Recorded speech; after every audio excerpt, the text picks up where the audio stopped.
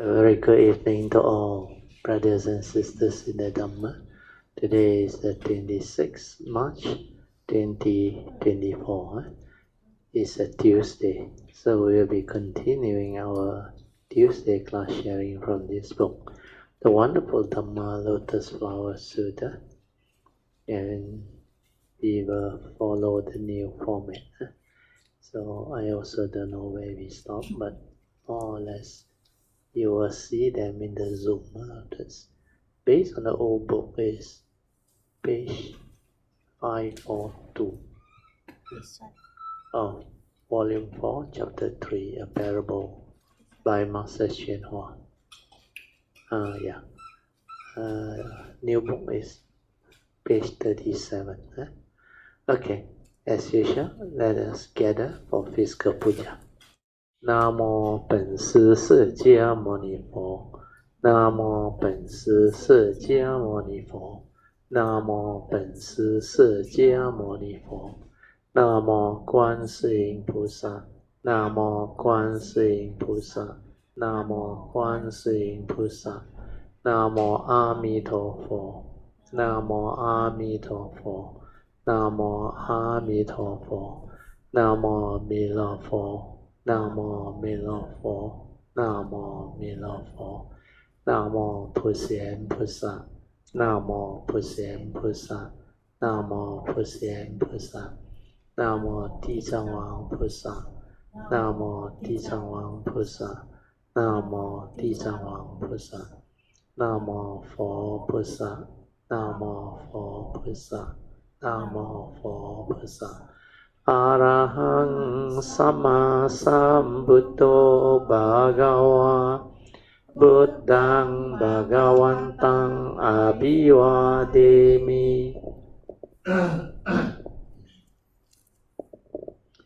สุขะโตภะคะวะตาธัมโมธัมมังนัมมัสสามิ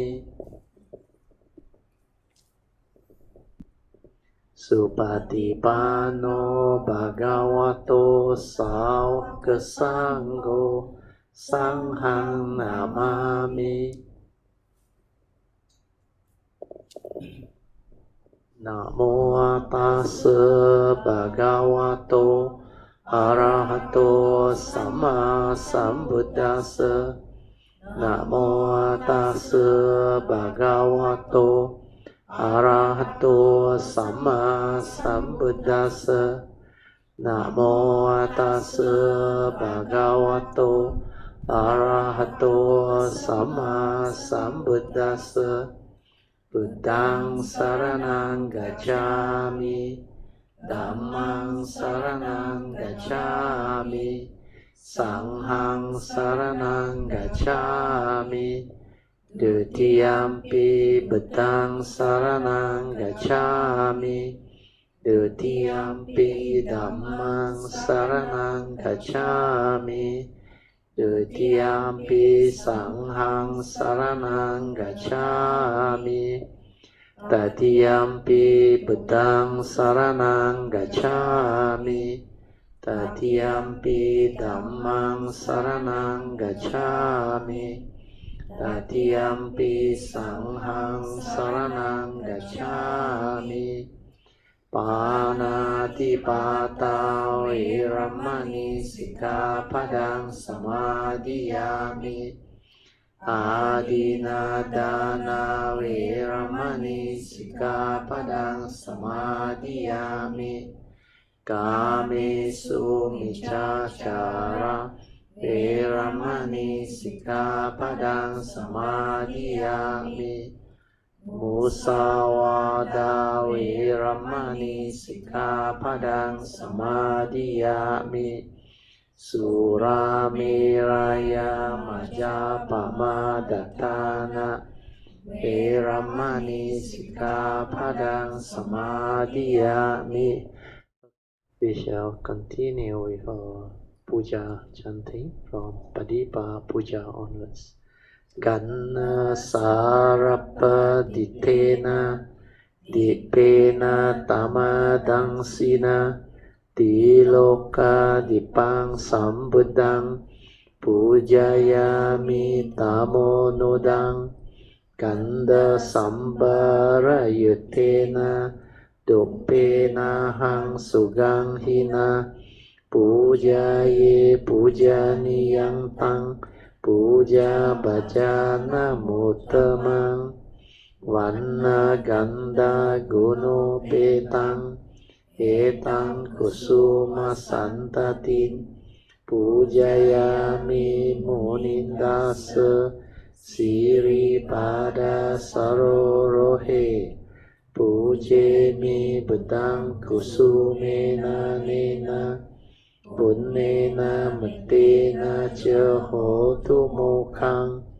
Rupang milayati yata idang me Kayo tata yati vinasa bhavang Adivase tu no bante Paniyang parikapitang Anukampang upadaya Patigan hatu mutamang Adivase tu no bante Pale parikapitang Anukampang upadaya Atinam hatu mutamang Adivase tu no bante Bojanang parikapitang Anukampang upadaya Patigan hatu mutamang. Okay, we shall now continue to chant our puja aspiration based on our understanding of the significance of all these puja offerings. Significance of offering of light. May this offering of light to the Buddha brings forth the causes and conditions to illuminate our mind and help arise the needed clarity and understanding to dispel all darkness or ignorance therein. Significance of offering of water. May this offering of pure, clear, cool water lead us to the pure, clear Dhamma that cools and doses of the fires of all defilements within our mind. Significance of offering of incense. May our morality, virtue, and understanding shine forth far and wide, just like the fragrance of this incense, which we are offering to the Blessed One, who is perfect in wisdom and virtue. Significance of offering of fruits. May this offering of fruits remind us of the Dana Parami of generosity and the fruit of all karma, so that we will diligently strive on with heedfulness to attain the path and fruition as soon as possible. Significance of offering of flowers. May this constant offering of flowers to the Blessed One strengthen our faith and constantly remind us of the impermanence of this body, so that we will diligently and sincerely strive on to cultivate Sila, Samadhi, and Panya, leading to ultimate liberation, the born-free Nibbana. Making of overall aspiration. By the power of all these merits, born of these offerings, may our spiritual faculties of Saddha, Virya, Sati, Samadhi, and Panya be further strengthened until they become balas or powers. Sharing and transfer of merits to all beings. May these merits be shared and transferred to all beings without exception, especially to those who have the condition and affinity to receive them. Sadhu, sadhu, sadhu. Okay, let's pay respect to Puja. Vedang Pujami. Dhammang Pujami.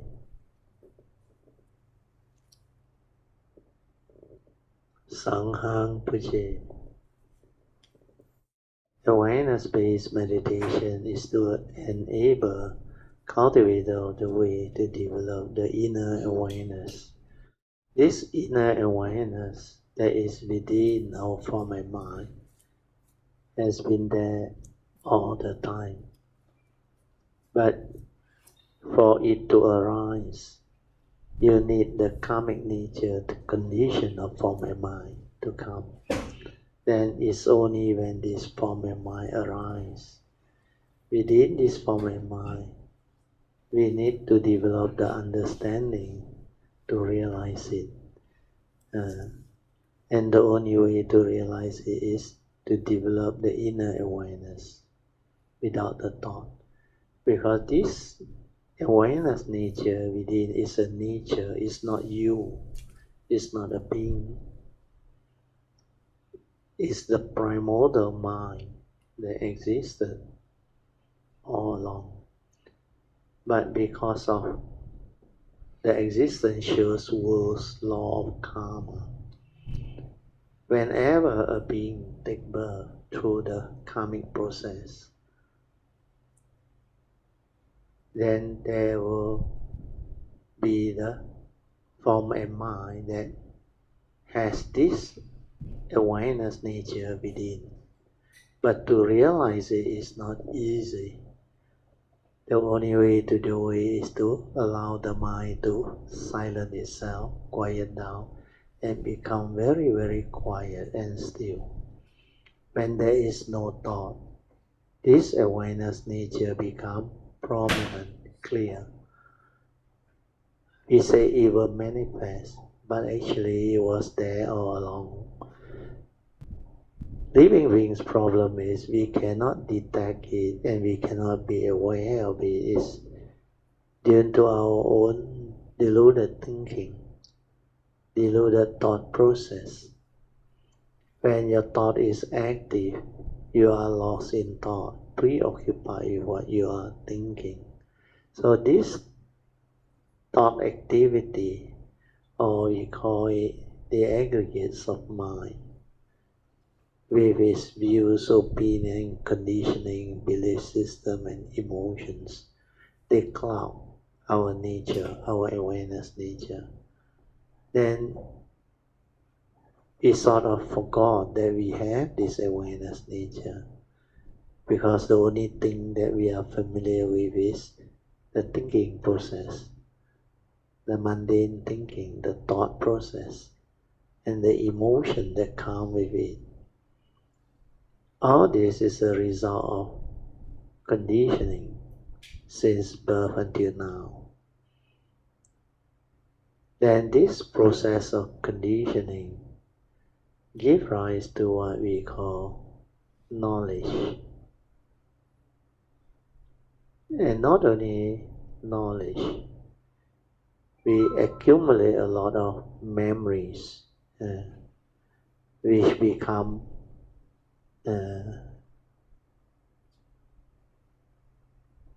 experiences that we accumulate, actually.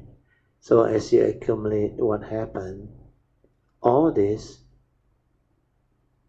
accumulated memories mold your character, mold the way you are being identified into.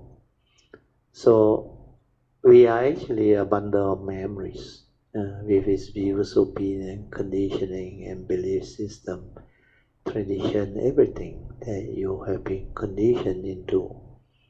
And from there, we act and we live our life thinking that this is what we are.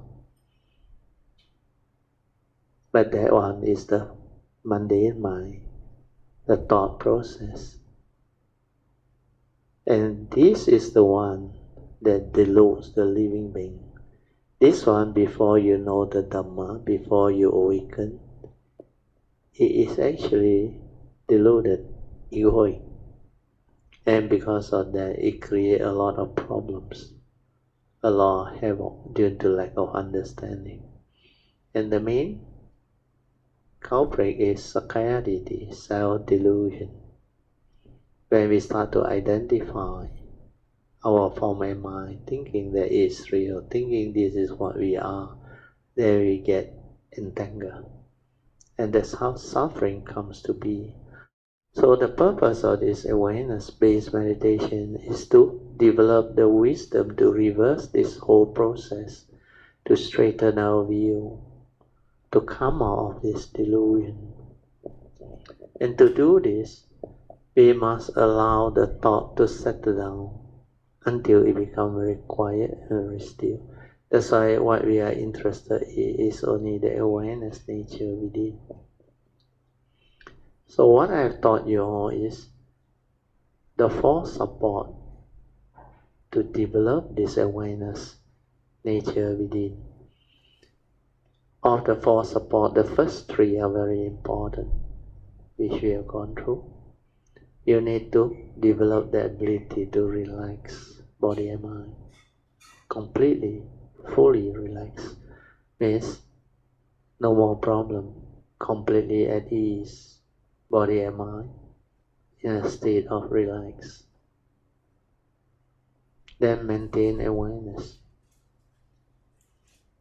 Then the third support is to stabilize this awareness, which means no need to think, no need to create any more thought process, no need to have any mental activity or thinking, no need to react and stir your mind. And these are very difficult understanding to develop, because most people don't understand who they are, what they are, and how they function as a human being, and how this whole karmic process come to be. So because of that, we need to train our mind to be quiet, to be tranquil, to be still, and find out, without thought, is there anything else? Without thought, who are you? What are you? Is there another entity that is beyond thought, beyond the thinking, beyond the mundane thinking and emotion?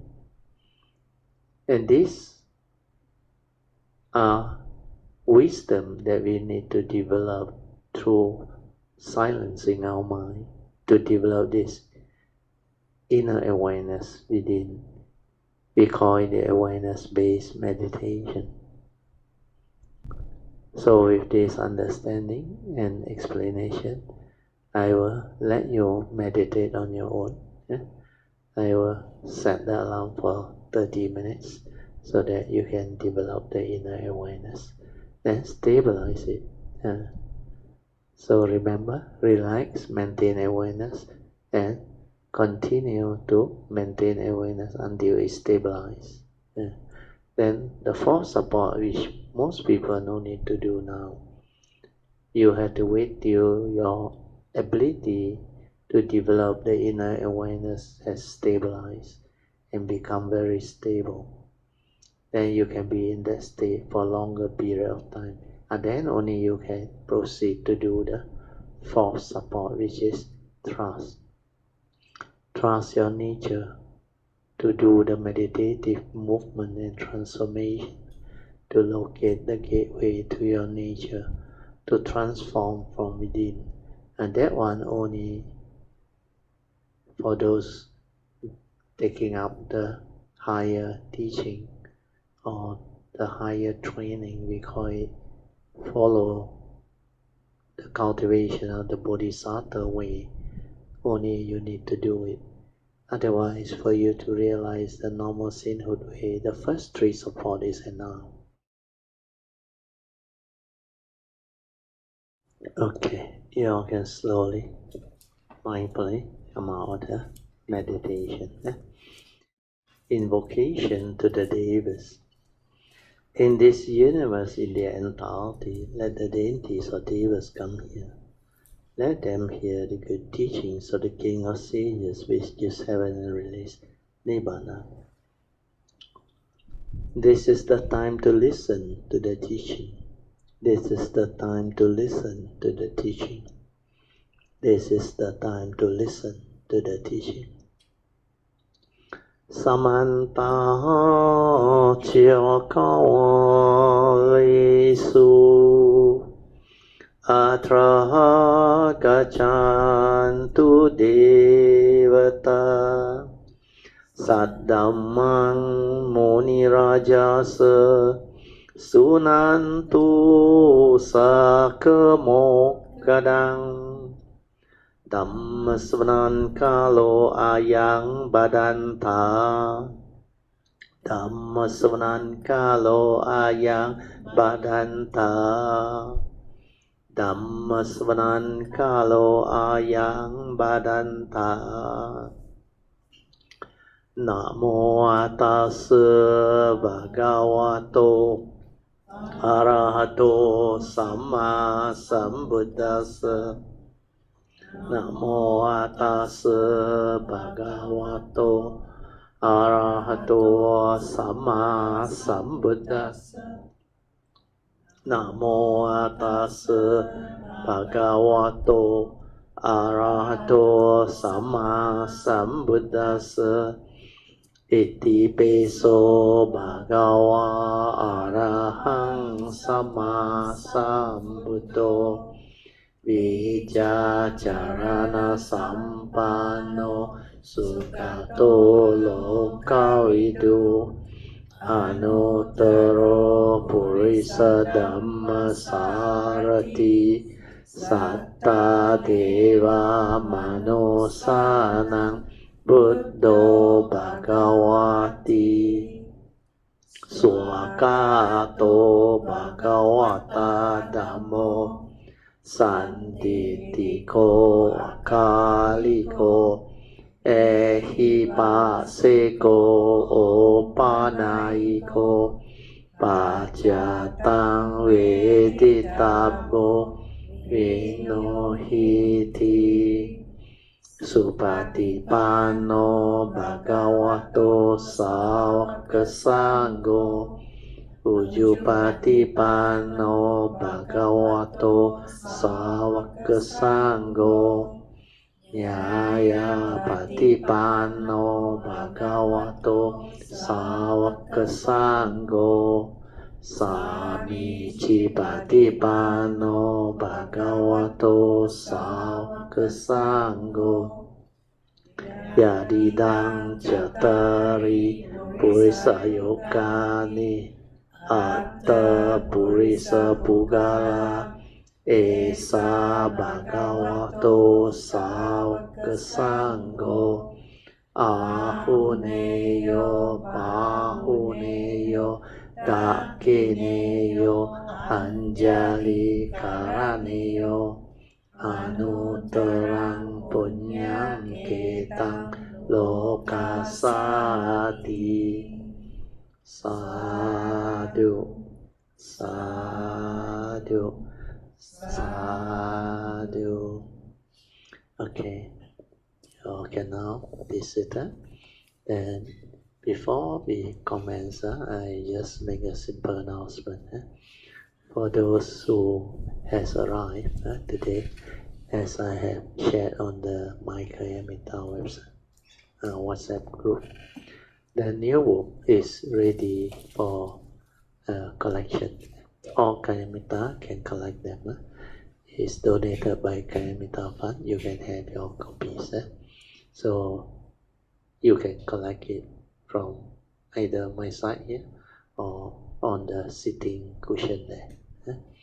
Then for those who are in Subang and other area, you can collect from either Sister Pamasuri or Brother Teo, or get it from Brother Hsuan. Brother Hsuan has collected, I think, about 40 copies, so he should have enough to pass around. Then those who want this hard copy from our station, you have to contact those Kayamita that are around here, who may be going back to their hometown. Then you can ask them to help you to collect them. Similarly, those who have friends you can ask them to collect.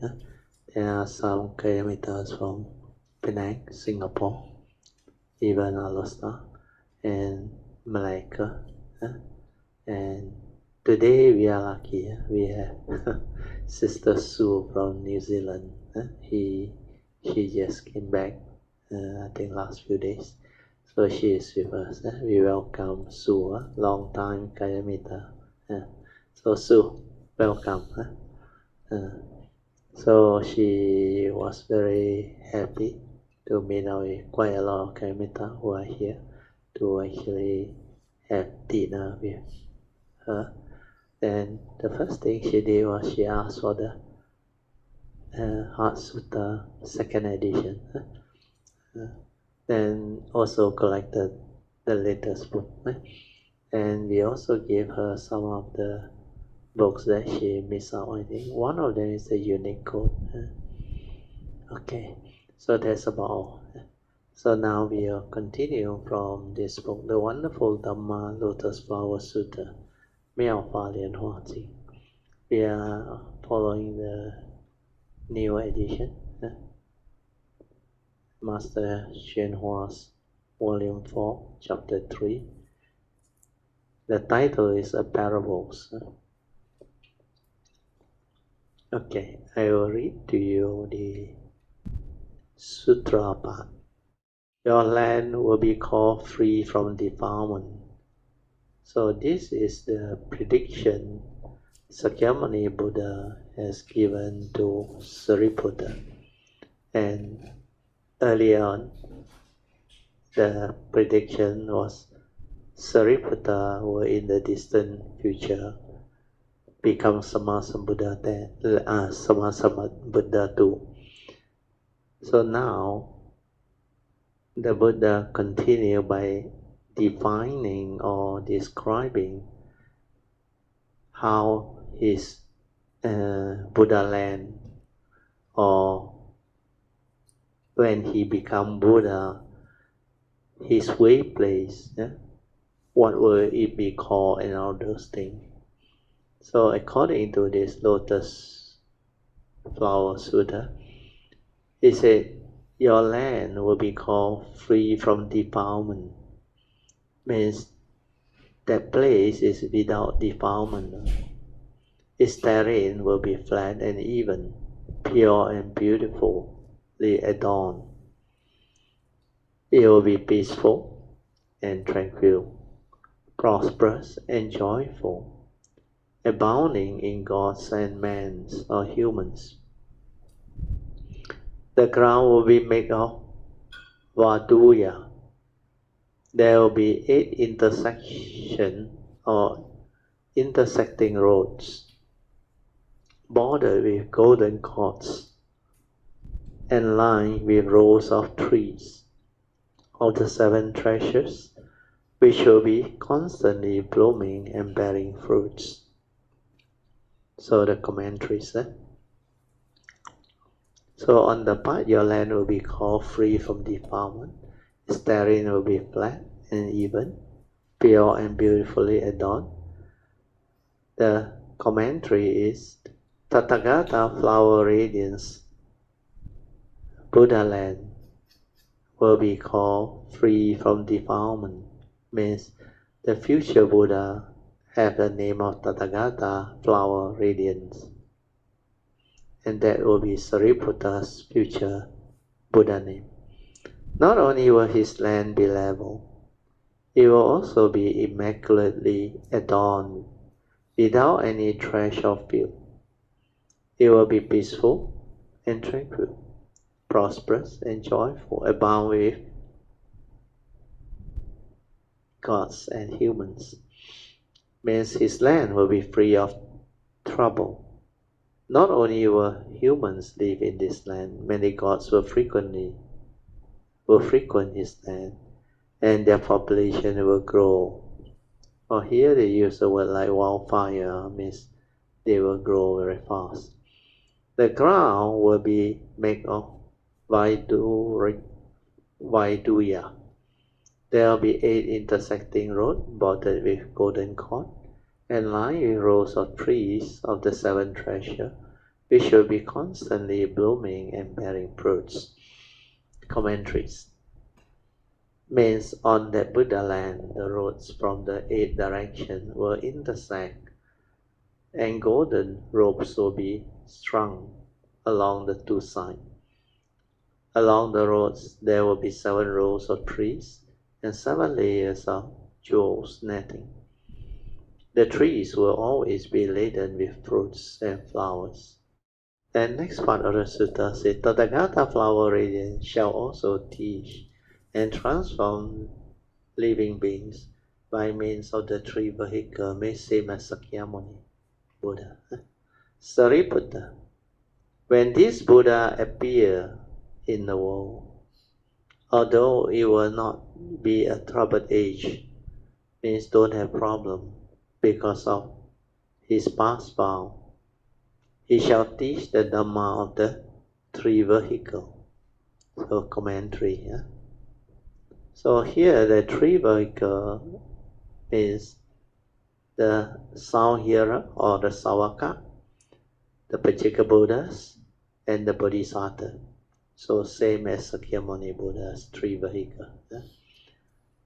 Means the sainthood way, the Pachika Buddha way, or conditioned enlightened Buddhas, and the Bodhisattva way to develop perfection of Samasa Buddhahood to become the fully enlightened one. Then Sariputta, when this Buddha land appear in the world, although it will not be a troubled age, means characterized by the 5 turbid period or turbidity. You know what is turbid? Not clear. Living being cannot see clearly. They become deluded, clouded by the distraction of the 5 aggregates of form and mind, the sankhara activities and movement. And this one is possible because this was the vow made by him, his past vow, that he shall teach the Dhamma of the 3 vehicles. So the commentary say, why is that? Because in the past he learned the Buddha Dhamma from Sakyamuni Buddha. Since his teacher taught the Dhamma of the 3 vehicles, as his disciple, Sariputta also aspired to follow his teacher's example. Therefore, even though he shall not be born in the troubled world of the 5 turbidity, he will nevertheless teach the expedient device of the 3 vehicles, means namely the sound hearer or Sanvan. So this sound hearer are the cultivator of the way who actually awaken during the Buddha Sasana, where through hearing they hear about the teaching, especially the Four Noble Truths. Then you have the conditioned enlightened one, or they call it the Pachika Buddha's way, where there may be sasana or no sasana, where there is no Four Noble Truths at all. So all this cultivation, the Pachika Buddha realize it themselves through observing nature's movement, and they awaken to the Paticca Samuppada, the 12 links, the law of dependent origination. So this is how this category of enlightened beings awaken. Then finally, of course, the Supreme Vehicle teaching leading to Samasa Buddhahood is the 3rd vehicle. We call it the Supreme Vehicle of the Bodhisattvas, the Bodhisattva way.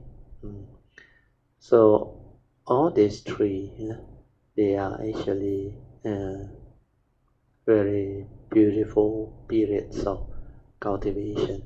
But without the first 2, the sound hearer and the Pachika Buddhas, the 3rd vehicle supreme vehicle of the Bodhisattva way will be very, very difficult. And there will be maybe not enough candidate or cultivators to proceed on to the Bodhisattva way. That's why you need the sainthood way. And the sainthood way is like the analogy I gave to you all earlier. It's like our education system that we have in our society. We have primary school education, maybe to start off, kindergarten, before primary school. Then we have our primary school education. Then we move on to lower secondary. Then middle secondary school. Then after that we have our higher secondary school. Means we have our Form 1 to Form 3 for our Malaysian education system. Then Form 4, Form 5, middle. Then you have the higher Form 6, lower and upper 6. So once you finish this, then you go to university. So going to university is like going to the Bodhisattva way, to develop the higher teaching, to graduate, to perfect yourself, to realize Sammā Sambuddhahood. So if there is not enough primary school student, then secondary student will be even less. Then the upper, middle and higher secondary will be even less. That's why we need to produce a lot of school-going children. That's how our society came out with a compulsory education system, where it's mandatory for all parents who have children to send your children to school. Then, apart from that, you also need the support of the government and all those things. But when it comes to spiritual teaching or spiritual cultivation, it's slightly different, because there is no such thing as compulsory education, where it's compulsory for everybody to send their children to Sunday school, then to Dhamma school, primary Dhamma school, secondary Dhamma school, then to university. There is no such thing. So as far as cultivation is concerned, they go for those who have the potential to become enlightened.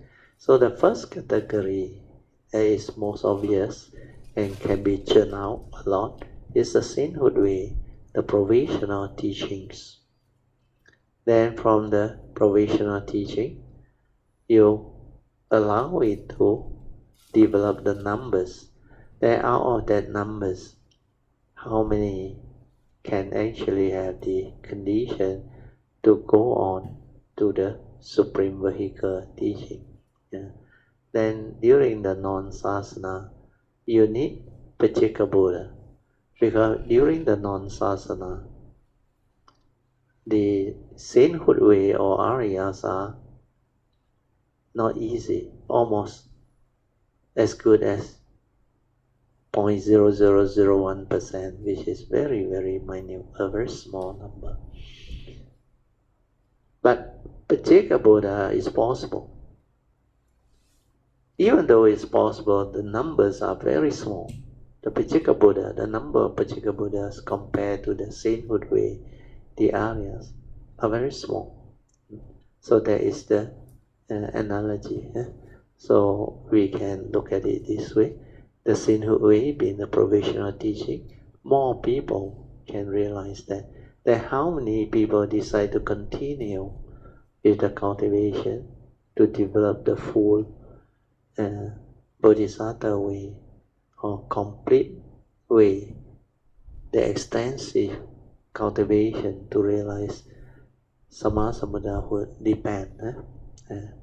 Then one more thing we can learn from what has been shared is, you remember, it was mentioned Sariputta has a vow. That vow was very unique. and I don't know why he wanted to vow it that way. Maybe he has his understanding and his choice. You know what was his vow? No? He vowed when he became Sammasambuddha, his Buddha land will not fall within the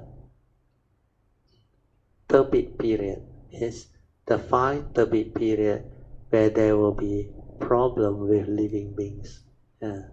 He vowed to arise during the period where there is hardly any delusion among the beings that actually prospered in his Buddha land. They have humans and gods and devas, and a lot of devas they like to come. To me, it's like the Buddha land that he wanted is something very different from normal Buddhas. Normal Buddha actually they choose the big period because they want to come and save living beings. But it depends on your understanding and your particular interest or understanding that decide what type of Buddha land that you want to manifest. For Amitabha Buddha, you should be very familiar. He actually also through his vow created what? Created Pure Land in there. That's why his Pure Land version is actually similar to what Sariputta wanted. But his Pure Land is very unique because of his nature. He goes through the faith and he cultivated longest. It took him 12 world cycle, means 3 times the normal length of Sakyamuni Buddha's wisdom way. And because of that, his vow become so powerful and so unique that he can manifest Buddha land. And all this are the uniqueness of all Sammasambuddha that have different understanding. This is what I meant by additional vows and miscellaneous vow, that each and every bodhisattva who go this way, you can actually evolve them and develop them until it becomes very unique to the individual Buddha. So all this can be done. So make a note of that. Okay, next one. Please continue. So name of the period or his aeons.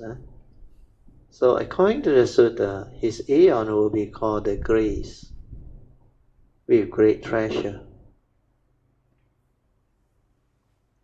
which will, why will it be called grace with great treasure? It is because in that land, bodhisattva will be considered as great treasure. Now we understand. There's a lot of bodhisattva during that period.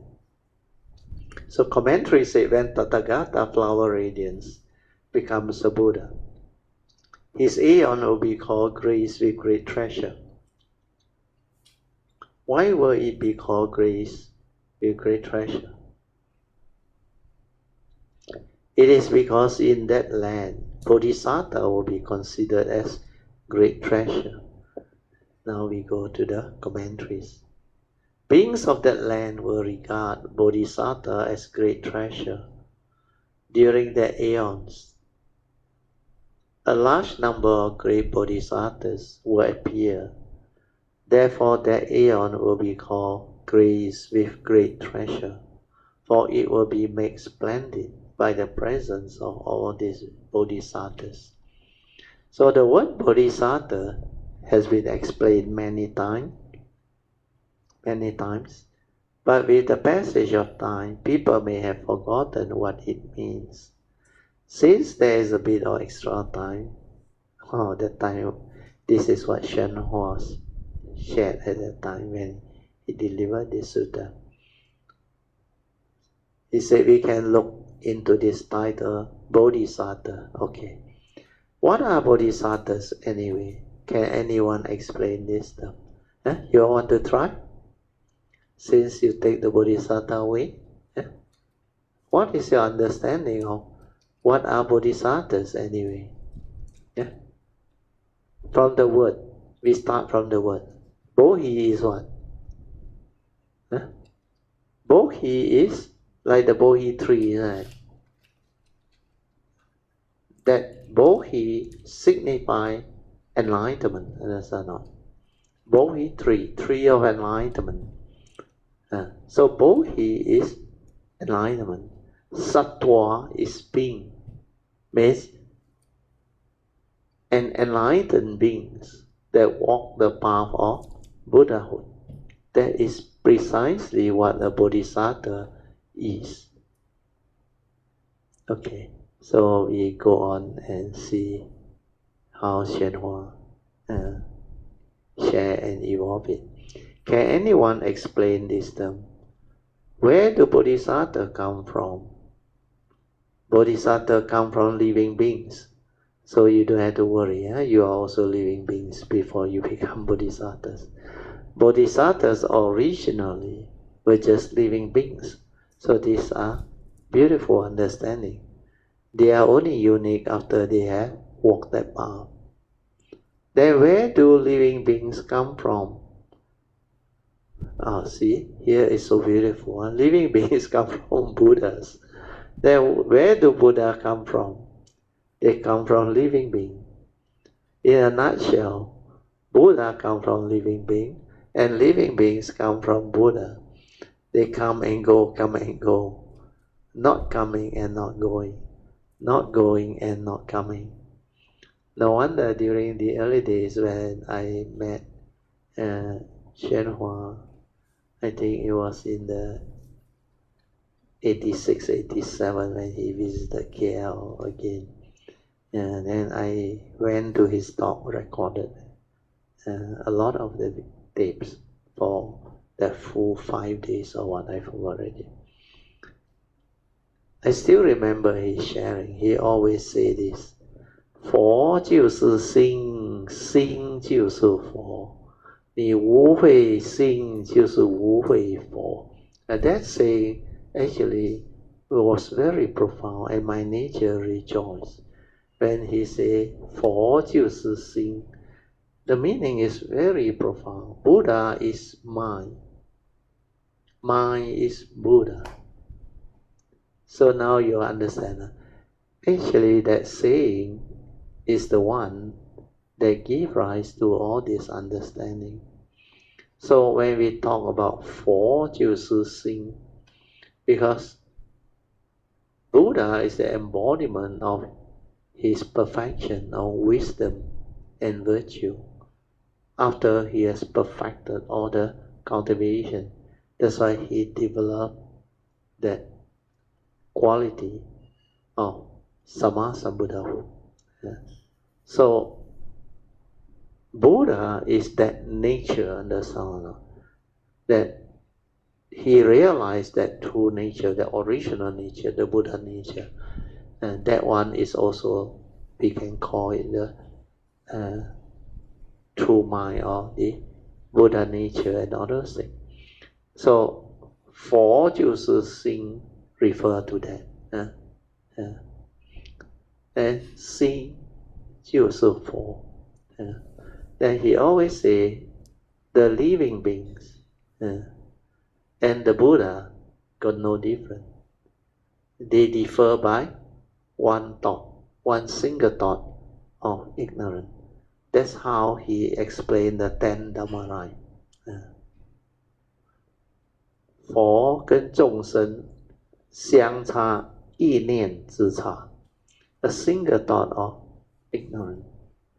Like the Buddha used to explain in the Lotus Sutra. He said, inconceivable is the beginning of the first thought of ignorance that condition living beings to what they are now, following the Surangama Sutta. From the primordial mind, how does this living being manifest? It's not to say this primordial mind, the Buddha nature, the true nature, can fall back to become living being. Please don't get wrong. Maybe today's second session I go through that there is one person who wrote to me. I think he's not from our Kayamita group. His name is Brother Fong, I think. Fong Hong Wai. Anybody know him? You know him, you let me know. Anyway, he wrote to me. Then I sent it out in my Kayamita group for sharing. So earlier on I just sent his email, the question. But today I sent out the answer that I gave to him. And also a few more emails that continue from there. But there is one last email that he replied to me, which was also very beautiful, but I don't have the time to put in for sharing, maybe after today's class. Then I also actually replied and asked him for his handphone and asked him to listen to the recent short video, I think 4.23 minutes that Jin Hao sent out. What is the difference between awareness and conscious? That one very good. That one explained the four circle formation that he is trying to understand, which he couldn't quite understand it because he has tried very hard to do the awareness-based meditation, but he can't get it. He can't develop the understanding of it. So what happened was he used his thinking mind, via logic, via analysis and reasoning to try to understand what this thing is. That's why when he used that, it's basically knowledge based. So knowledge based is from the mundane mind, the thinking mind. So how can you understand something that is beyond thought, beyond mind? There is no way. That's why he has the doubt and the question, which is very legitimate, very good. Then when I explained to him, I try to hint to him and bring him to that understanding. But finally, I still say, to understand what I said, you must develop the inner awareness until it's very stable, then diligently cultivate to awaken before you can really understand. So I think finally he understood that. Then he said he really very keen to develop this awareness-based meditation. What he was going through was that phase. He said, you cannot blame me, he said, because the mind that is inquisitive and curious, want to know. So when we say want to know, like what song went through, you all know. Who want to know? The thought want to know. So all this is the one that actually trigger off all the question. And this is mainly due to lack of understanding. That's why I shared with a lot of Kayamitas in the early days. I say initially it's very normal to have a lot of questions because most people use the logical thinking mind based on logic, the mundane mind based on knowledge, which are limited, egoic, and lack clarity of understanding because it is still within the field of thought. So if you use that to approach, it's very difficult for you to understand. But I say, have faith, develop the sincerity, the patience, then diligently cultivate. So faith sincerity, patience to diligently cultivate is very important. Once you do that, the understanding will arise, the awakening will take place. Then after a while, you realize, like what happened to Lord Kayamita, suddenly like no more question. You know why or not? Well, the question is self-answered. That's why the uniqueness of the Dhamma is when you cultivate, then only you understand. If you don't cultivate, you can be discussing or arguing or trying to develop the reasoning and analysis to maybe come to an understanding, and you realize it doesn't work that way, because the instrument that you start off with is the thought process. It's within the field of thought. It cannot go beyond thought, beyond mind. Means you are not with the awareness nature to see things as they are, to develop the direct seeing, to awaken and to realize what this thing is. So what I was trying to explain is, maybe later second session I will explain in more detail. Right? It is that Buddha nature that just now I mentioned. You see what Shenhua is trying to explain to you. From that Buddha nature, things can arise and nothing. You understand? From that nature, but that nature can only come when there is a form and mind, when there is a karmic nature to condition this form and mind. And this form and mind must exist first. That's why all this understanding, unless you go through the Bodhisattva way, you can understand. Then the moment you are born into this world, the form and mind that come as a vehicle and a tool will go through the karmic process, go through the existential life process. And then these beings, when they come, most of them are deluded because they don't have the Dhamma. But they are born of their karma, heir to their karma, conditioned, supported by their karma. And they are what they are because of their karma. And that is the only inheritance they have. So karmic play a great role. So unless you have developed earlier understanding and take care of karma, so that when you come, you have a lot of understanding to enable you to understand life and develop the awakening to liberate from suffering so that you need not suffer. Then most cultivators that come without such understanding, they are actually groping around like a blind leading the blind. Cannot find the truth, the teaching. So what happens is a lot of suffering, a lot of karmic repercussion and karmic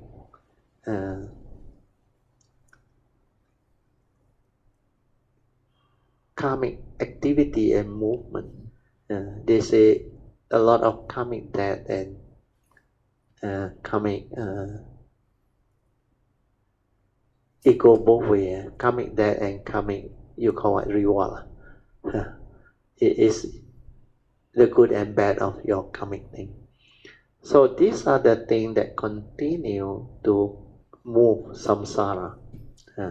Then only a handful during the sasana can actually liberate and free. Then you need Sammasambuddha to come to create a sasana for massive transformation and turn around. So all this is what will happen. So as a living being at that time, for our case is a human being. So if you start, let's say, your life, when you start to search, when you start to develop the condition to cultivate, it depends on your karmic and your past. So most people actually start late because to them, life is more important. Take care of the basic need. That's why for our society is food and shelter, of course you have to go through education, then have a proper job. Then after that, you try to develop the Maslow's need hierarchy to achieve success in life and to have the good life and all things. But how many people actually move towards the spiritual path? It's only when they have problems, most of them. Of course, there are a few exceptional ones. No need to have problem to go that way.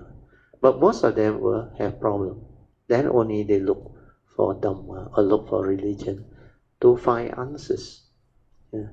So let's say, if you are lucky, after you graduate, work for a while, then you start searching, which I think most graduates do. When I was in the uni, I remember there are a lot of university undergraduate during that time. We joined the Buddhist society. We were actually involved in the Buddhist teaching, cultivating, and all those things. But that number is also not big, small. Then for me, I started early, after Form 4, Form 5, when I understand science, and my mind started to become different. Then it started to search. Then of course there are a lot of things that show me before that. So let's say if you come out and work, now maybe earlier, age 20 you graduate, younger generation. Then you work for 5 years, you got problem, you fed up, then you go and search. When it's 25 years old, you search. But how can you understand that this Dhamma that is to be awakened to is something else beyond your thought, beyond your mind? So the instrument you use to search is your thought process, your knowledge, the mundane mind, the thinking mind. And that limits you, but a lot of people don't understand. There's a thought-based approach to meditation is very rampant, very common. And awareness-based is hardly taught, hardly understood. So that adds up to the difficulties. Let's say you have good parami, you encounter somebody who teach that way. Even a lot of Kalimita go through, a lot of you are actually trapped back in the old way that you seems to be familiar with and supported. Then after so many years stuck in that type of so-called meditation, then only you have the condition to hear the new teaching or the teaching regarding mindfulness, awareness, and we call present moment awareness or sati, awareness-based meditation.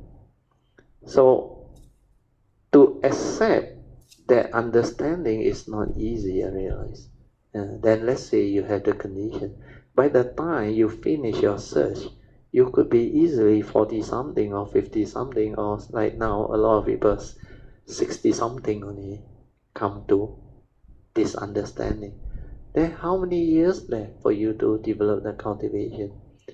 But at least you come to this point and develop the awareness-based meditation, and then it's a lot easier. You cut short a lot of unnecessary, what we call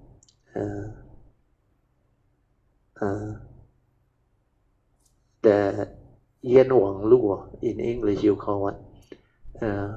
You're supposed to walk the path of Dhamma to cultivate, but you detour, you went off track, and you walk into all those cultivation that is deviant, not leading you back to the correct awareness-based approach. That's why you cannot locate your true mind, your silent mind, your awareness nature within. And this is the first thing that you have to locate, unless you are happy with the sainthood way, then you have a glimpse of it, then later on have longer period of cessation, which means you only have a glimpse and some little understanding of what that enlightened state is, but you have not touched that nature within. That's why that awakening through the sainthood way is so different from those of the Bodhisattva way, where you take the full cultivation to realize that nature stabilizes, locate the gateway, transform and move.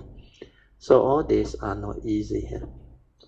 So coming back to the last part, how can the Buddha nature, people with delusion, without the meditative understanding and awakening, they will say, hey, from the Buddha nature, the first thought ignorant come out, then that nature can fall and become a Puthujjana again, a normal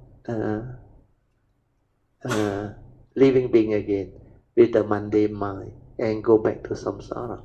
No, it's not like that. It is because that nature is the source, understand? From there, all things arise. So that which arises, the first thought of ignorance, has nothing to do with that nature, understand? That is the first movement. But that one, to trace back, is going to be very, very long. Even as a Sammasambuddha, they will tell you, inconceivable. It's very difficult to conceive and understand. It's the beginning of that first thought of ignorance that actually move and come out and develop the evolution until it's so sophisticated, until you become a human being or a living being, taking birth and death, unending cycle of birth and death in samsara. When you come as a living being, this process of birth and death, which is samsara, is conditioned by avijja, ignorance. So the first thought of ignorance is the beginning. Then this ignorance and delusion become more and more sophisticated, more and more sophisticated, more and more sophisticated, until finally you become like very, very afflicted until you are trapped. It's just like I used to share with you. Initially, you are from that nature. Then the first thought, nothing to do with that nature, come out. It's just like you are born from your parents. Then when you are very young, maybe you are given away. Then you don't know even who your parent is, or during the war or what. Then you forgot. Then finally you end up to know which nation in the world. Then you got no idea of where you were born. Where is your hometown or your birthplace, or how to return? You cannot. So how are you going to find your way back? It's not easy. And this one, for human world, you can still ask around, Google around, then finally you locate your parents, your biological parents. But when it comes to cultivation, it's different. Because you didn't know that originally there is this nature where you can actually return to. But that one is not you, understand? Then that one that come out of it is also doesn't belong to that nature. It's also not you. But you deludedly grasp and cling. Now I remember. That's why we call it the traveler in space and time. Who is the traveler? The form and mind that has the mundane consciousness. He thinks that one is real, exists. So he thinks through the conscious mind, he can know things, he can perceive things. So the knower becomes the living being, understand? Become the traveler in space and time. And through the 31 plane of existence, you lost yourself for so long. So how are you going to come back? The four circle formation, to develop the meditative understanding, to return to the pure awareness, which is not you, understand? But that nature is in the form and mind one. Then from there, if you know how to meditate to realize the awareness nature and let the mundane mind cease, then you can return. Return doesn't mean that you originally from there. No, you are a byproduct from there, yes. And that one is also not you. So it's not easy to understand. It's quite complicated. Anyway, I just leave it at here. Huh? Then maybe if I have time, I will explain a bit more later. Okay, 9:45, I think I have to end. Where will we? Sorry. Here. Okay, no coming, no go. Okay, I finish this commentary. Huh? This aeon will be named for its great bodhisattvas. What are these great bodhisattvas called? They are referred to as the great treasure. Bodhisattvas are great treasure, great living beings treasure, or great living treasures. Unlike lifeless treasure, living treasure are alive. That one is a big difference. Because bodhisattvas are alive, they are called living treasure. Because many great living treasure were distinguished these aeons. It will be called grace with great treasure. Means during the era is very unique. A lot of great bodhisattvas. Okay, we will mark this page. Move it up further. Okay. Okay, I will mark this page. So, coming back to this second session, we are supposed to go through meditation reporting followed by Q&A. But today is different. We don't have to do that because there is one sharing from this brother Fong, which I mentioned to you earlier on. So this sharing is very useful. It can also help us develop quite a lot of understanding. So hopefully we can go through this. Okay, Sui has got it. So she will pin it onto the Zoom so that we can share. Okay, on the 23rd of March, today is 26, means 3 days ago, there is this brother Fong, he wrote to me. He said, the subject title is Unique Dhamma Code 110. He must have heard my YouTube sharing, sent out by Chin Hao. This one is based on my book, Straight from the Heart, Unique Dhamma Code. So we are at Unique Code 110, which is a very good and very beautiful Dhamma Code. So he wrote to me, this is what he said. He said, Dear Brother Teo, I am grateful for your Dhamma sharing, which I am able to follow in the YouTube. I have benefited a lot through your sharing and your teachings. I have also been following Ashin Tijaniya's awareness meditation, and the teaching on awareness are similar to yours. So I believe most of the Theravada tradition, you all might have known this teacher, Ashin Tijaniya. I think he's from Myanmar, if I'm not wrong. In the earlier, some of the Kayamitta told me about his teaching also.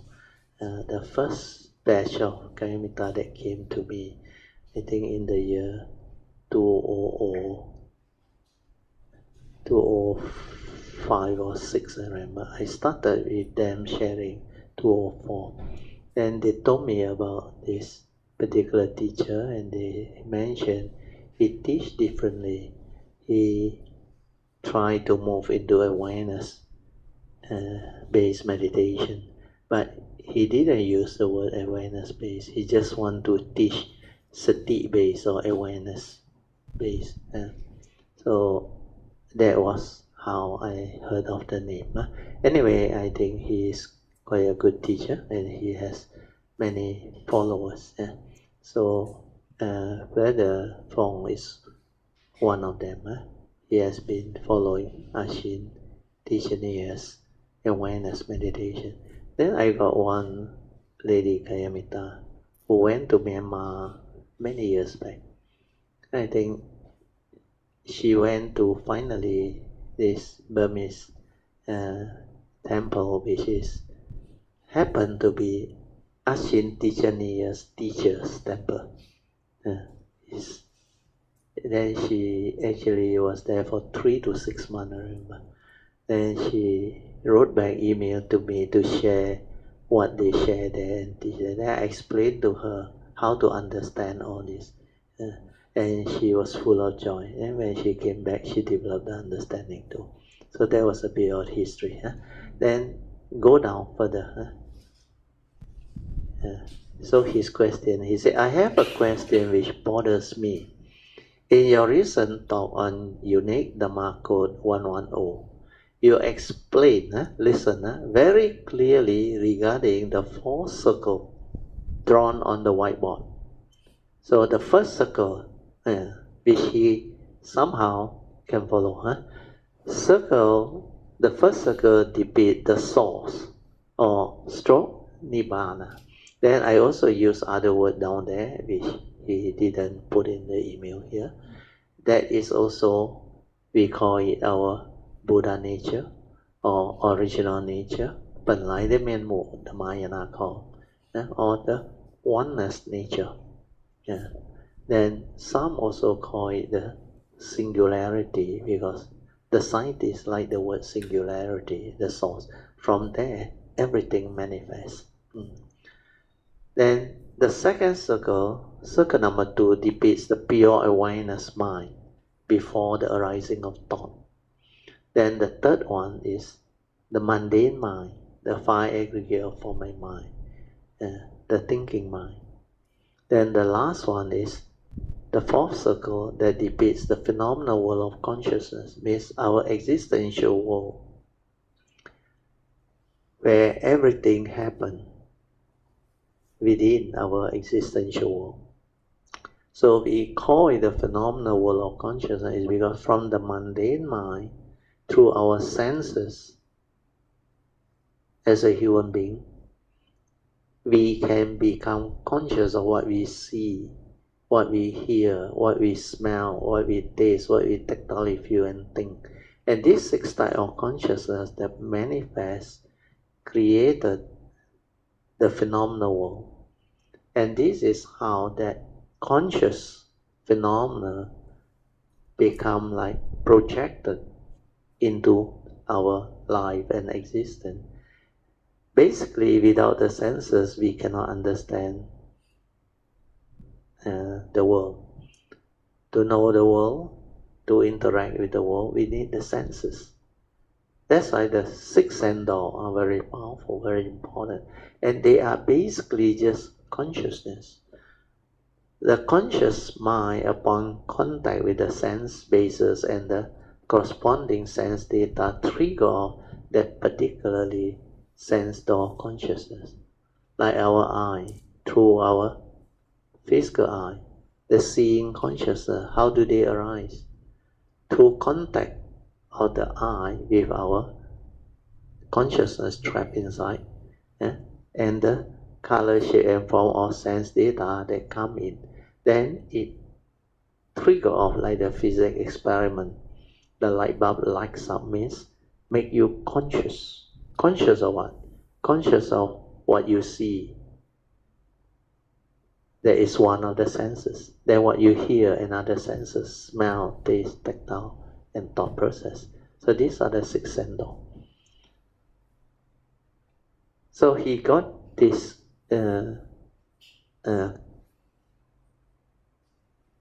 I should say quite clearly understood, or through the explanation, I think he can follow, based on logical thinking and all those things, he can follow. And also maybe partly is because of his awareness-based meditation training, he can follow. Then he mentioned in that talk, Brother Theo mentioned that when thought appear in the pure mind, see, this one, at this point, he still didn't make mistake yet. When thought appear in the pure mind, the mundane mind is created, still correct. Then which in turn cause the creation of the phenomenal world of consciousness, still correct. Then here he go wrong. He said, my question is, if the pure mind can return, this word, he got it completely off.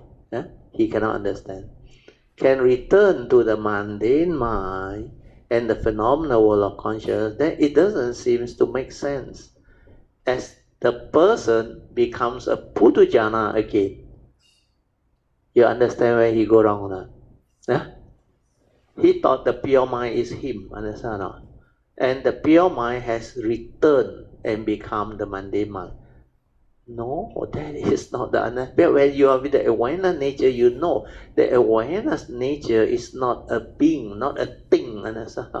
It is just that nature, understand? The word is that nature. That nature got no word, nothing one. But from that nature, through consciousness, because it's spacious awareness, understand? Then it can create thought, understand? Like I explained to you all. Spacious awareness is your awareness nature, understand? Then how you create thought? Through your senses. When you want to know something and perceive something, you shrink that spacious awareness. The spacious awareness is only a small part of that nature, the true mind. And when you shrink it down, it's even more small. Then you input the content of consciousness through your memory, your views, your opinion, your condition, your belief system, your whatever mental accumulated knowledge and conditioning. Then from there, it triggers the thought. So what is that thought? That thought is dependent originating, understand or not? It's not the true mind, understand or not? But the true mind is the pure awareness. When you do this type of movement with the karmic involved, because the form of mind that calm has its karmic from the past. The karmic nature, you are born of that karma, heir to that karma, condition supported by the karma, and you are what you are. So from that activity, that karmic process, you manifest that thought. That's why that thought becomes karmic. The mental intention inside that condition, moral or immoral chitta, means kusala or akusala chitta, means that thought will have its, we call it the mental intention, that condition is karmic behavior. Whether it's moral or immoral depend on the mental intention that goes in at that time. So, because he lacked the direct seeing, the awareness nature, he cannot see the formation of thought. He cannot understand thought is response to memory. And the whole movement, without mindfulness awareness, you cannot see. And when you cannot see, you think that pure mind has fallen and become the mundane mind. No, that is completely off the target, the wrong understanding. So here is where he go wrong. I read again. My question is, if the pure mind can return the mundane and the phenomenal world of consciousness, then it doesn't seem to make sense as the person become Putujana again. Similarly, from the source, Nibbana, how come the mind can return to the mundane mind and hence to samsara again? So this whole question is based on wrong understanding. Can follow? Then we move on. Then he quoted the Theravada teaching, which is not wrong. It has been taught that from avijja, the world is created. However, if the original mind, which is pure, how can ignorance arise and lead to the whole dependent origination again? Then he said, thanks, Brother Fong. You see, where he go wrong is, he thought this original mind, which is perfect, pure, is him, understand? Then this one can still, due to ignorance, be led into that process of paticca samuppada, means become the mundane mind again. they create the law of dependent origination to actually manifest in samsara again. This is completely off the target or based on wrong assumption and understanding, because he is not in a position to have the pure awareness nature to see what happened, how thought come about. Then how the first thought of ignorance that actually come out from that nature, because like I said, the first thing that come out is the pure awareness nature actually. Then from the pure awareness nature, that stirring via the form and mind, that first thought is actually from that form and mind with that initial delusion. The first thought of ignorance, that one that come out don't have a form and mind so sophisticated as what we are now yet. That one is the primordial movement. Primordial means from the pure awareness, that stirring or that manifesting of that so-called thought is still very elementary, very primitive, understand? It's like just like in space, suddenly there is a movement. There's a movement. Then slowly this one create and solidify into a form and mind. Then later on it solidify into a human being with the physical body and all those things. Initially, no physical body at all. It's just the conscious movement only. Then from there it. But this one you need to take the Bodhisattva way, to go through the whole thing. Then you can see the process of creation. Especially after you have gone through the realization of Nibbana. Then when you come out of there, you start to see the movement. How the first thing that come out is the pure awareness nature. Then when it come out, it went to the heart area, like I explained in our latest book, After Nibbana. Then how this one split into the three areas of consciousness. One go to the brain, the forehead, and animate the brain to start its activity again. Then the other one that is at the heart area is responsible for the conscious part, which is from that nature, and the emotion, which is from the thinking, the thought process. That's why when you think, you become emotional, your heart there, feel the emotion. Whether fear, worry, anxiety, it's always at the heart. The fear never appears in your forehead. Understand? But this is the center where the consciousness actually created the movement. Then the third area of consciousness go down to the Tantian, where Tantian is the major chakra that activates all the earthly energy and movement for you to live life, to develop the activity, to actually use the earthly energy. So you can see all this movement. Then you will come to understand who you are, what you are, and how you function as a human. How the living being, or for our case, the human being is animated into a form and mind, as if you exist. Maybe we use artificial intelligence easier. Nowadays you can have a robot in it. That robot got no, I should say, emotion or no. The difference between the robot and the human being is, human being got emotion, robot got no emotion. Robot got a lot of data, understand? A lot of data.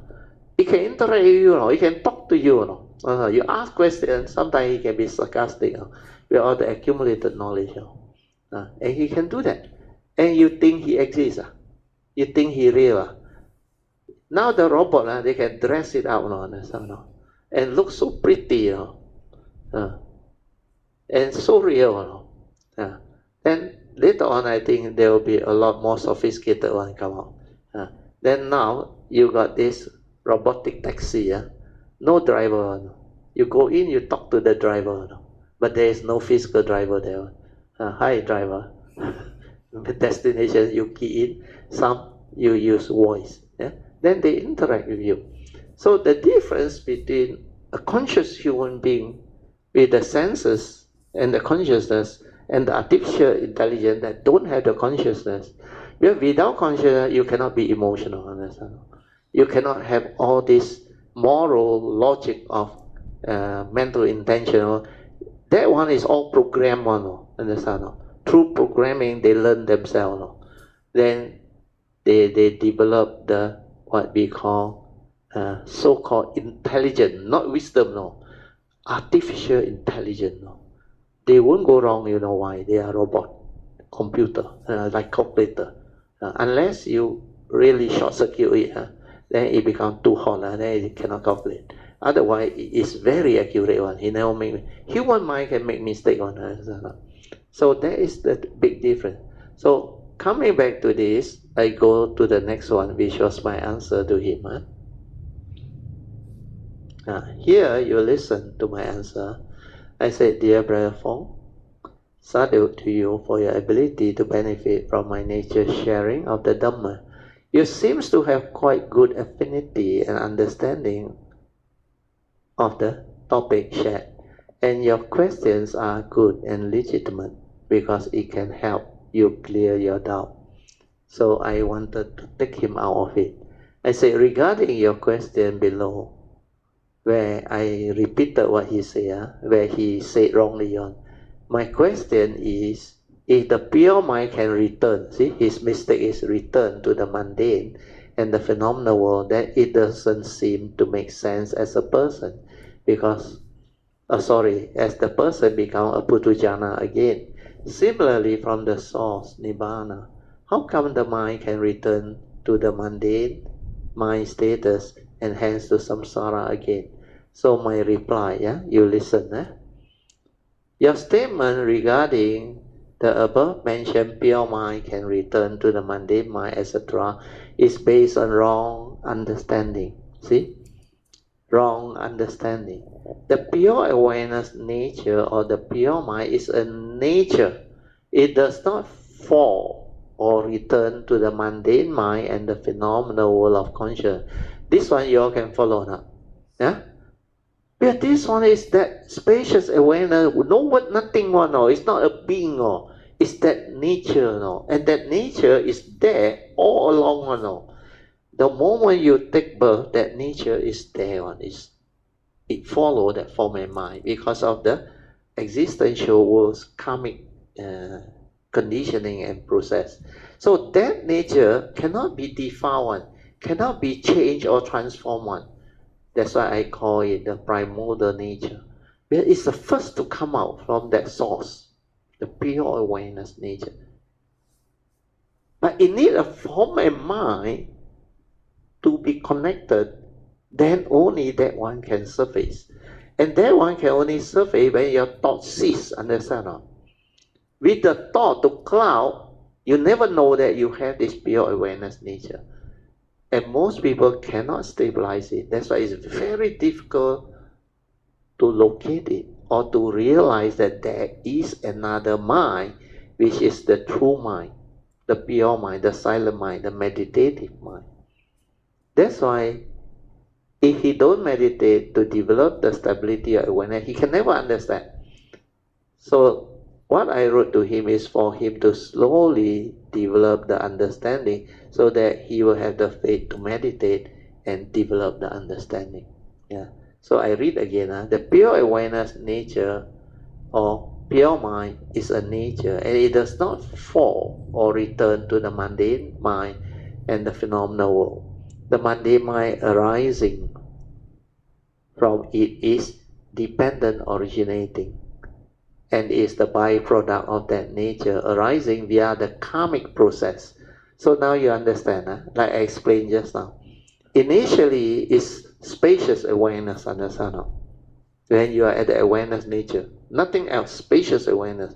Then how do you perceive? You need your senses, like seeing. You have to see something, the external object. Then that seeing, the area that you see is a narrow area. So you have shrink the whole pure awareness nature to that space. Then you input the content through your brain, the memory, the conditioning, the belief system, everything. Then the content went in and become a thought. It triggered off a thought. That's why thought is limited. Thought is egoic. But it's limited to that small space. It can only develop the movement inside that space. out of that space, you are not aware already. That's why I say you are lost in that thought. Understand or not? Preoccupied with the activity within that space. That's why thought is limited.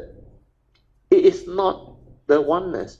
It's not the awareness that can be aware of the whole thing.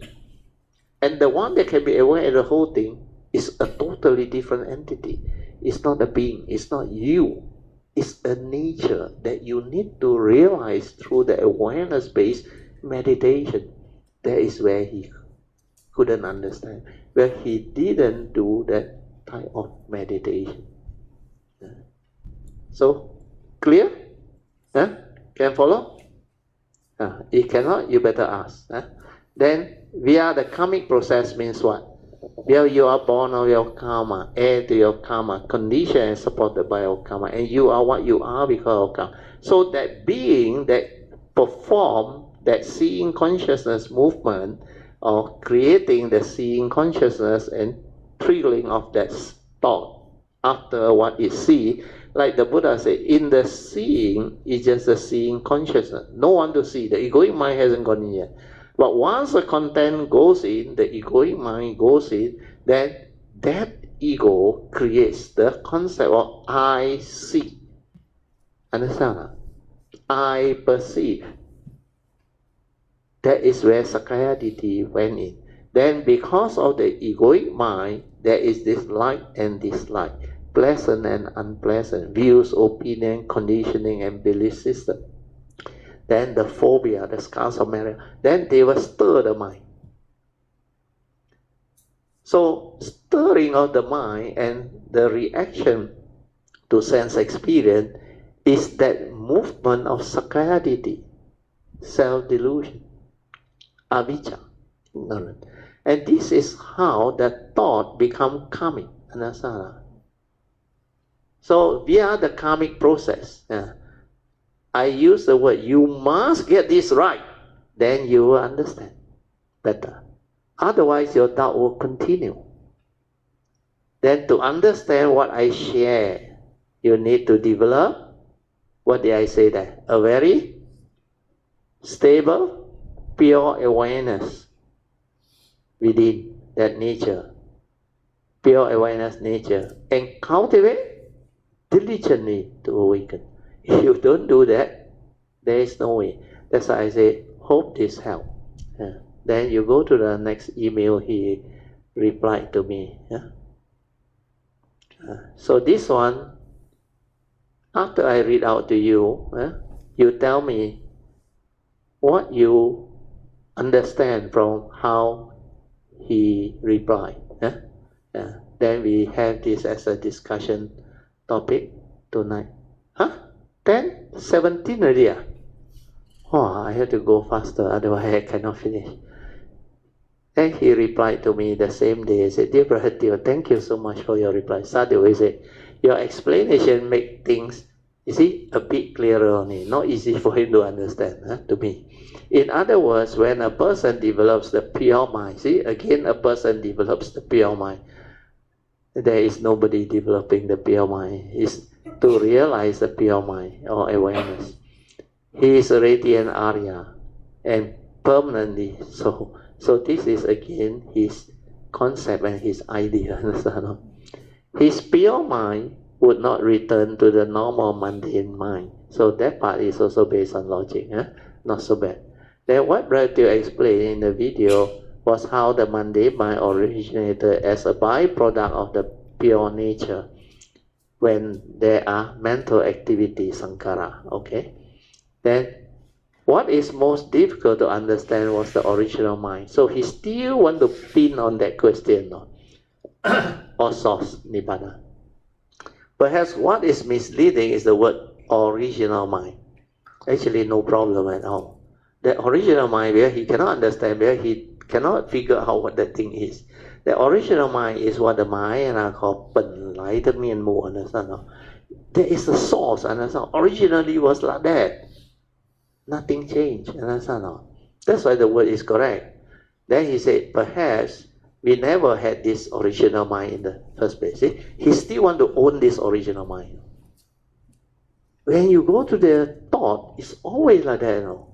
Because you always believe that this mind belongs to you, whether it's the true mind or the mundane mind or the original mind or whatever mind.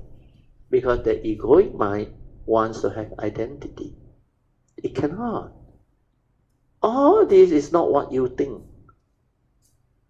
The mundane mind and all these other activity that arise from that nature, these are dependent origination entity of phenomena, not a permanent unchanging entity. He know you, he know me, not what you think.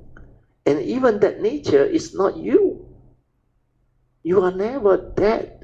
But there is a nature which is originally existing one, where all living beings actually belong to that oneness one. But it is not you one. Where from there it arises doesn't mean you are that. Understand? If you don't meditate with the awareness space, with that stability, you can never understand all this. So here I read on, perhaps we never had this original mind in the first place. Otherwise it would be inconceivable, he used such strong word, to think that ignorance can take place from the source. Then the question comes, is this reasoning right? See? This one can tell you his approach, he still wants to ask that question which he believes he is still right. This is the only, this is the word, only logical explanation that I can think of. I don't blame him. At that level, he will think like that. However, then another problem arose. See, he got another question. Why is he ignorant from the start and not wisdom? See? How do you understand this question? Before you become enlightened, do you have right view and right understanding? You cannot, Avijja will be there, Not until you meditate and realize, and the whole meditation process, he cannot understand. Well, it's through the form and mind that come through the karmic process, then you develop the meditative understanding to awaken. It's not the other way around, understand? He still think from the source, with wisdom, you don't fall, finish lah. Understand? No need to come. Why start with ignorance first? You cannot blame him. Then he said, hope my questions are not too problematic. He said, thanks. Then he signed. Anyway, it's good. We should thank him for creating the condition for us to share and maybe make things clearer so that more people can develop understand. Okay, go up. I will finish out this answer. Then the rest I will share later. So I wrote back to him. I said, as advised earlier, I quoted the same sentence. To understand what I share, you need to develop a very stable, pure awareness nature and cultivate diligently to awaken. It seems you are more interested in using your thought to analyze and reason via logic, to develop more thought-based understanding in inverted comma, which is basically knowledge and not wisdom. So my advice is, please diligently develop awareness-based cultivation to awaken via the direct seeing awakening, which is beyond thought and beyond time. To understand the big difference between mundane seeing and supramundane seeing. So hopefully with this, it can develop better understanding for you all also. But for him, it depends on his karmic. If he has karmic obstruction, he will get stuck here very long. There's too much analysis and reasoning. Then if you try to take side and do all this, it will trigger off karmic obstruction. Then when this karmic obstruction comes and obstruct him from receiving this teaching, then he need to ask for forgiveness and all those things. Otherwise you cannot break one. Not easy. But from the look of it, I think he is not so bad. Because actually he replied to me, but that was after I sent this one out already. Maybe next one, next sharing, I will add in that one. but he toned down a lot after that. Yeah. Okay, so any question? Yeah, we take it from here. So at least we finish the sharing on what I said now. I have, if you want to scroll some. Oh, some more. Oh, you have. Okay. Bring it down. Okay, we might as well finish it off. See, this one is his reply to me. Actually, today only came. He said, "Thanks, Brother Theo, for your kind advice, which I fully agree." So this is good. That's why I say he not so bad. That to cultivate diligently to awaken is the way. Then here he tried to explain. Don't get the opening statement wrong. He said, "No, Brother Theo, it's not true that I'm more interested in using logic and thought-based understanding." Then he confirmed, "I'm more interested in awareness-based meditation. If I can gain insight, then there is no need to ask," which is correct, isn't it? That's the reason why I follow all your sessions, is it, on awareness-based meditation, and sati, and try to understand, So who is trying to understand? It's the thought, understand clearly what is sati, see? Even until now, after he followed Tijjaniya and he listened, and he still want to find out what is the real sati, and also try to practice the awareness meditation. I really say awareness meditation, you cannot practice. Who practice? The thought practice. That's where he go wrong. And he still haven't developed the understanding that I share. I say, don't try to know, don't try to do. The four support, relax, maintain awareness, then stabilize it. Means no doing, no thought involved. Maybe the new book will help him. However, see the word come again already.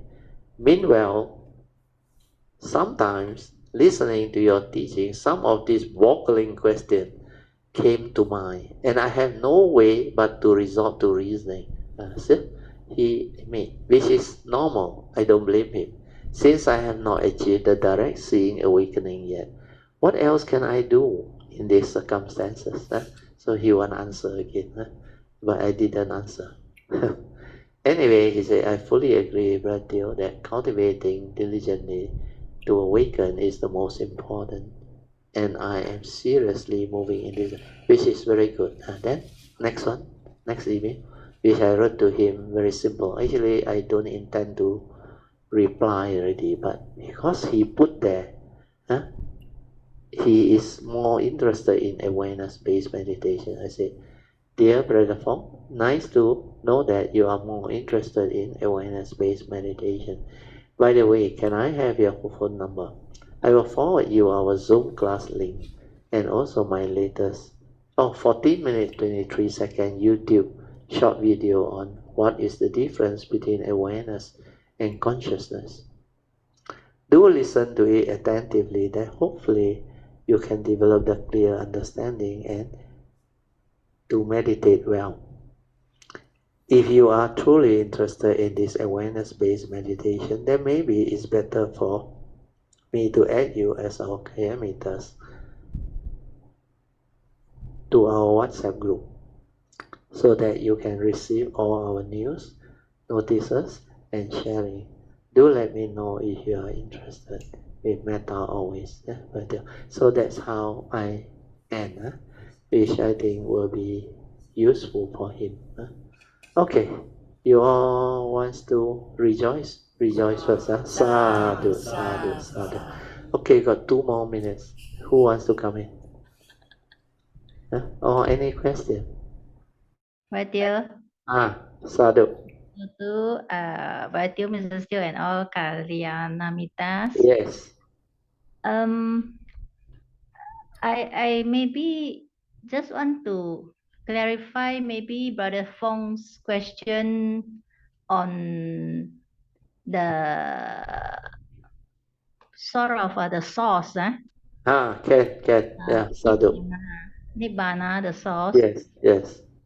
Maybe he or maybe confusion arise because if originally the source is there, the Nibbana is realized, then ignorance couldn't come in. Instead of should be wisdom that arise from the source or from Nibbana, not ignorance. Maybe that is the line of questioning he had. Where he used the knowledge, he used the thought. He thought Nibbana, the true mind, the source, is what he is. Then he thought he can fall back and return. That is where he go wrong. With that one, you cannot own it. It doesn't belong to you. That is the original nature. From there, all things arise. That's why he couldn't get that one understood. Yeah, with Bharatiya say this sentence, from there, from the original source, all things arise. Yes. So to maybe to him I just guess, if since it's a source, it's a Nibbana already, it's a perfect. Correct. You are completely correct. This is how he thinks when he use the thought, understand? The logic, understand? Then he analyzed through whatever knowledge he has. He is limited by the field of thought that actually limits him in developing the understanding. But without the awareness, you cannot understand what that nature is. And like I say, I purposely use the word pure awareness, nature. No, it's a nature. No, it's not a being. No, like I say, it cannot come out and live like it's not you. No, it doesn't belong to anybody. You know, even the source also is not exist somewhere. You know, it is the unconditioned one. You cannot talk about you. No, but it will only manifest through the form and mind, karmically conditional. And the first thing to come out is a pure awareness. So you need to silence the mundane mind to realize that, then locate the gateway to go in and develop the wisdom and cease. Means the mundane mind realizes itself through wisdom and cease. Then only the pure awareness also cease and return to that thing. So this process, if you don't go through, you will be having that so-called doubt. That's why I say I don't blame Brother Fong for thinking along that line, which you pointed out correctly, Eng Bee, Sadhu. Very good. That's how I was confused also last time. Remember, but in the early days, I remember. The Paticca Samuppada. Samuppada, yes. The 12 links. First thing that come out is the pure awareness. Yes. I was asking how come it's not the I remember at the retreat you were asking the same question. Yes, it's not the avijja come out, but it's the pure awareness. It's not the avijja, because the form and mind connected, you remember? Then that spacious awareness, when it appears, you living being who don't do this awareness based on, cannot see that true mind, the awareness nature. They cannot see the creation process, how it shrinks from a spacious awareness into a small area where the content is input and trigger of the thought. So that thought, that mundane mind, with the avijja from the karmic of that form and mind, is the karmic process that trigger off the thought. And that one is not from the true mind, understand or not? Now you see it. The true mind is spacious awareness. It's just a nature. It cannot become something else. But through that, you can create consciousness. Understand? From there, consciousness can come to be. Then with the content, it becomes the 5 aggregate of form and mind. And this is how the creative process arises. The first circle to the second circle is actually a natural process that comes through the karmic nature. Then you can only locate this when you use the form and mind, the what they call third circle, to meditate, to silence your thought process, to realize the true mind. Then you can move back to the second circle. And the second circle, that one is the unconditioned actually. It's not you. It's just the awareness nature. That's why no thought, no concept, nothing inside there. That's why without thought I ask, who are you? You are nothing, nobody. he know you, he know me. It's just that nature. So that nature, that word nature is very important. Pure awareness nature, that one is not a being, not you. It cannot come out and live life. You cannot hold on to it as an entity. But from there, it is capable of direct seeing, awakening. It can also manifest thought process, everything. That's the difficult part. Without the pure awareness stabilized, you cannot see all these movements. Then without going through the cessation and come out, you also cannot see all these things. That's why I say if he don't develop the stability or awareness and meditate, he cannot understand on. The doubt will continue to linger and this question will continue to exist. But for your case, Eng Bee, I think at that time you're lucky. We are at the retreat there. The nature and the condition there were better. Then when I explained to you on the Paticca Samuppada, you develop the understanding. But today one will make it clearer for you. Understand that, Eng Bee? Yes, it's clearer, very much clearer. Because I link it to the spacious awareness and the shrinking of that spacious awareness into a small area where the thought is being created. Then you can see clearly now this thought, which is the 5 degree of form and mind, the second aspect, is not that pure awareness. Understand? Nothing to do with that. Because of the karmic of this form and mind carry, then it trigger. Understand? But once this form and mind develop the wisdom, then this become a pure thought. Understand? Right thought. It depends on the user. Understand? That's why the wisdom must be connected. And the wisdom is not automatically there or no. The wisdom must be developed and evolved every segmented life when the form and mind come on. You understand? Of course, you can inherit from your spiritual nature after you detect the true mind and the gateway. But before that, all karmic only. So all this is not easy to understand. In fact, earlier on, I share all this with you already. But with this question from Brother Fong, it will extend your understanding because a lot of you all actually has this question like what you mentioned, Eng Bee, at that time. So these are the questions that will arise if you are not with me, understand not? Because without the faith and the understanding, all this doubt will surface on. But it's so completely like out of the normal, no, this teaching.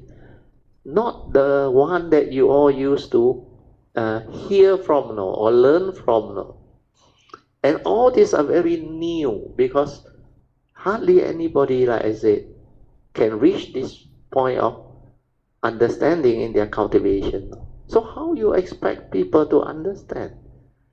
So that's why even many of the new Kayamita and people, even like Jayanta, they were shocked when they come to my class. They say, what you teach is like opposite of what they learn. They have been taught. Even Song also told me last time, completely different from what he learned.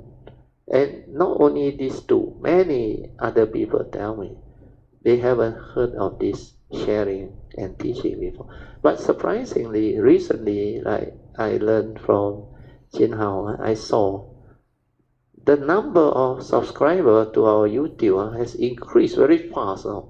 Now it's 600 over already.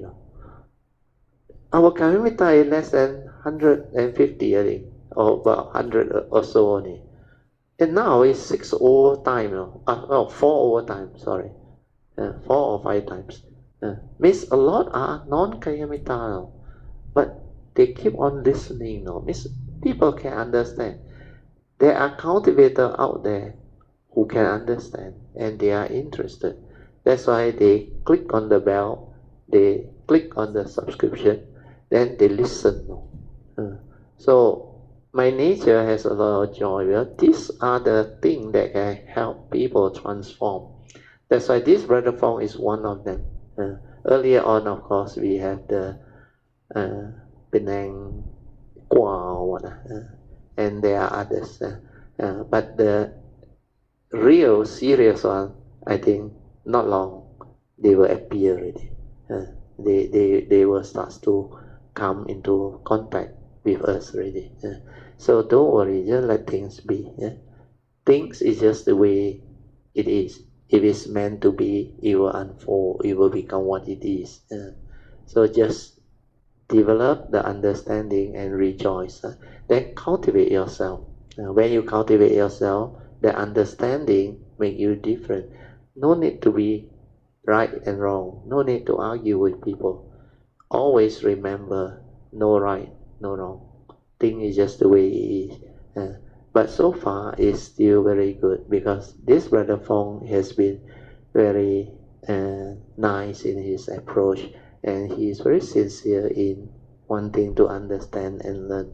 That's why I reply him in the manner which my nature belief can benefit him and help him. So it depends on how he develop it further based on his karmic past. So if he needs to go through the karmic stages, he has to go through. Then, but from the look of it, like I say, he should be okay. Not too bad. Okay, Amy, anything else? For the time being, it's just here first. We wait for Okay. another session. Let Brother Teo guide us in further details. I think the next session, I think we will go into this again, so that we can discuss this topic in a more clearer manner, so that it can benefit more Kayamita. Once you understand all this, your understanding become very different. Then when you go in and meditate, the awareness base, you become very confident. And you can just stay inside that nature and silent everything to understand the whole movement. That's why I say that nature is very powerful. It's not to say that it can do a lot of funny things. No. Very powerful in the sense that it has a lot of wisdom energy. It can see things, it can make you understand, and it can connect you to all the teaching and link up the whole thing. That's why the new book that is coming, I almost finished the editing already. I think by end of this week I should be able to send out to Chui and the committee that help me us do the thing so that you all can help me to play your part. Whatever role you are, you help me to clean it up. Then the rest, just check the proofreading. Chui has a lot of work. I think he is the main editor, so she will do the editing. But I have cleaned it up quite well. It's now in a book form already, except I'm going through it one more round to actually clean up whatever that has not been cleaned up. But it is still quite colloquial. I think I need Chui to actually help me improve on the readability of that book. Then maybe Jin Hao can send it into ChatGPT to give me a format of what he has. Maybe don't put in the whole book first, otherwise part by part, paragraph by paragraph. Then you send it to me. If the improvement is good, I may adopt some, but we let Chui go through first.